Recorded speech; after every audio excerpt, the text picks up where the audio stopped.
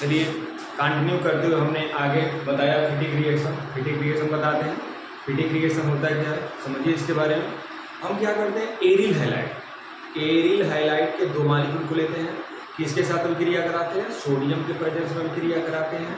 तो क्या होगा, सोडियम और हैलोजन बाहर निकल जाएगा और दोनों फेलियर समझ जुड़ जाता है। देखिए कैसे हम बता सकते हैं। हमने क्या लिया यहाँ पे, हमने यहाँ पे ले लिया क्लोरोबेंजीन को ले लिया। जैसे यहाँ पे हमने क्या लिया, यहाँ पे क्या है बेंजीन, इस पर क्या जुड़ गया क्लोरीन, तो इसका नाम क्या है क्लोरोबेंजीन। हमने बताया क्लोरोबेंजीन के हम दो मॉलिक्यूल को लेते हैं, कितने मॉलिक्यूल को लेते हैं, दो मॉलिक्यूल को लेते हैं। कैसे रिएक्शन होती है समझिए।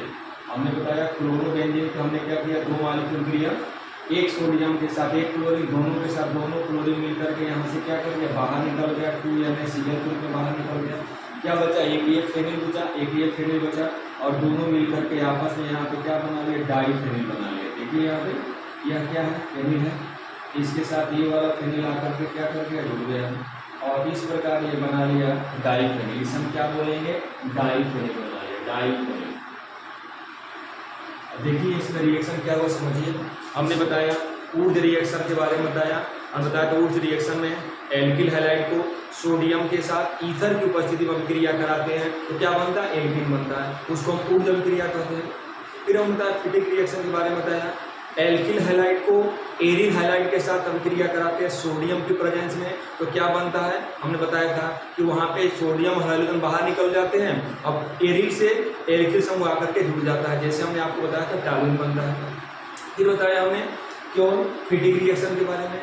फिटिक रिएक्शन में होता क्या है, हमने बताया क्लोरोबेंजीन हम क्या करते, दो मॉलिक्यूल लेते हैं, सोडियम के साथ अभिक्रिया कराते हैं, यहाँ से सोडियम और क्लोरीन मिल करके क्या कर दिया, बाहर निकल गया, और क्या हो गया, फेनिल बचा, ये फेनिल बचा, दोनों आपस में मिल करके क्या बना लिया, डाईफेनिल बना लिया।